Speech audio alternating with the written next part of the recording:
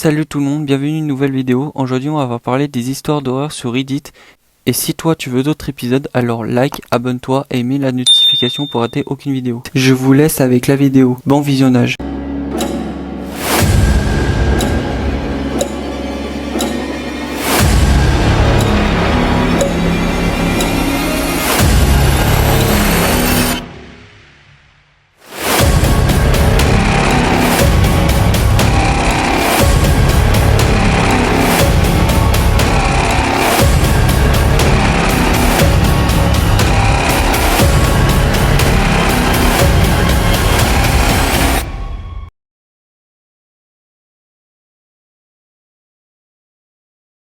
La colonie de vacances hantée. Il m'est arrivé un truc bizarre quand j'étais en colonie de vacances.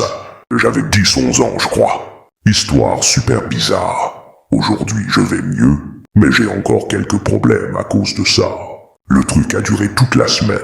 J'ai cru que j'allais mourir de peur. Je dormais avec ma colocataire et tout se passait bien. Mais un soir, je me réveille. Je sais pas d'insta. Et je fixe devant moi. Là, je vois quelque chose devant moi. C'était humain, mais j'arrivais pas à savoir si c'était une femme ou un homme. Le truc, c'est que j'arrivais pas à détourner le regard. J'étais genre fixé dessus. J'ai réveillé ma coloc pour savoir si elle aussi, elle voyait la même chose que moi. Elle ne voyait rien. C'était trop bizarre. J'essaye de dormir parce qu'il était 1h du matin.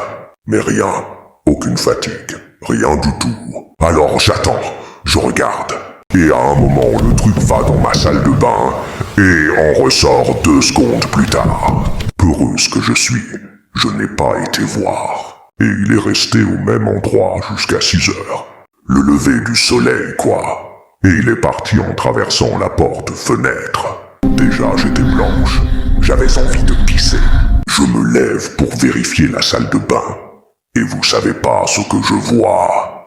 Papier pour se laver les mains, sorti de la boîte et posé correctement sur le rebord du lavabo. Le truc, c'est que le boîtier est fermé avec une clé.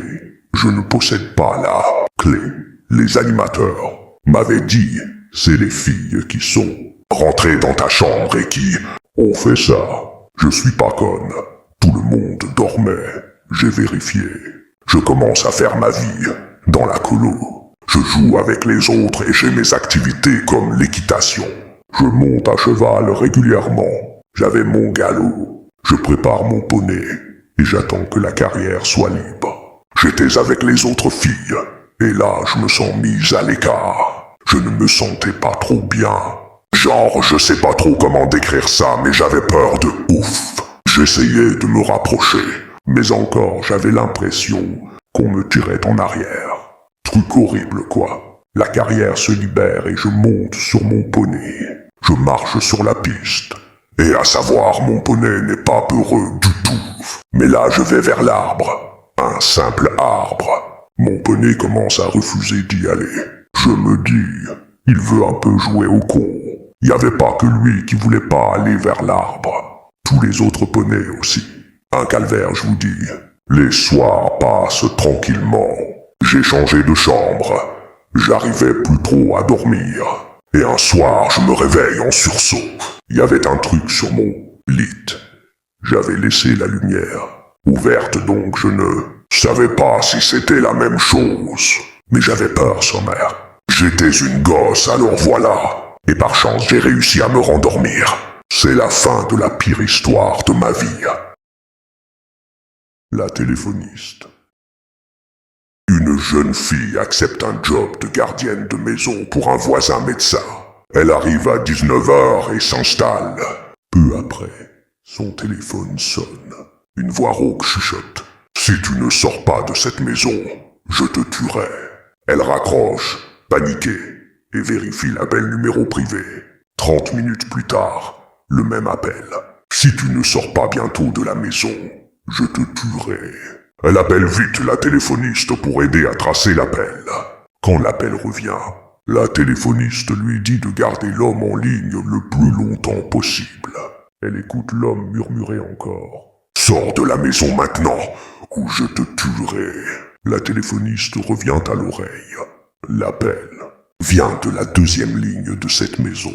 Elle restait silencieuse un instant, puis murmure seulement « L'assassin est dans la maison !»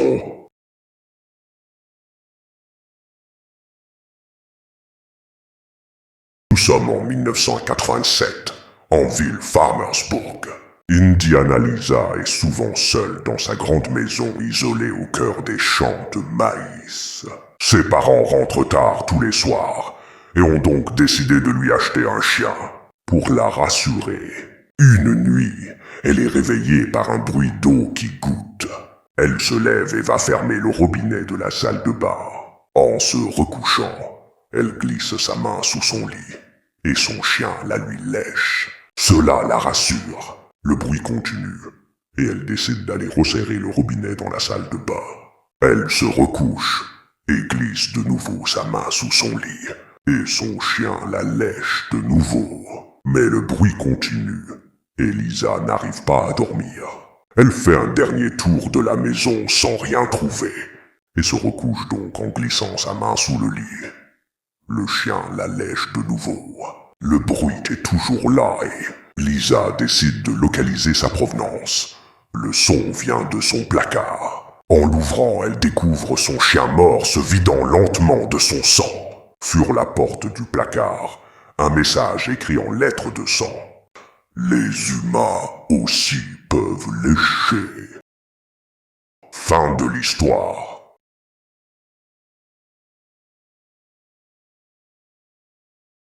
Il était minuit passé quand le bébé s'est enfin... La jeune mère, épuisée, s'était endormie sur le canapé, le babyphone posé près de son oreille. Le silence était presque palpable après des heures de pleurs. Vers 3h17, un petit bruit la réveilla en sursaut. « Ah, maman !» Elle sourit faiblement dans le noir. Il recommençait à parler, ce petit mot qu'il avait appris la semaine dernière. Elle attrapa le babyphone, murmura « J'arrive mon cœur, maman arrive. » Silence. Puis très doucement, la même voix, mais plus proche. « Ah maman, pourquoi tu dors dans le salon ?» Elle sentit son sang se glacer. Le babyphone était toujours posé sur la table basse. La voix venait de la chambre, à l'autre bout du couloir. Et dans le noir, elle entendit distinctement les petits pas nus qui s'approchaient lentement de la porte du salon. Elle n'osa jamais se retourner pour vérifier si c'était vraiment son bébé qui marchait vers elle cette nuit-là, parce qu'elle savait déjà, au fond d'elle, qu'elle n'avait pas fermé la porte de la chambre en s'endormant, et que son bébé ne savait pas encore marcher. Fin de l'histoire. Si la vidéo t'a plu, alors like, commente et abonne-toi pour d'autres épisodes. Moi je vous dis à très bientôt ma team horreur.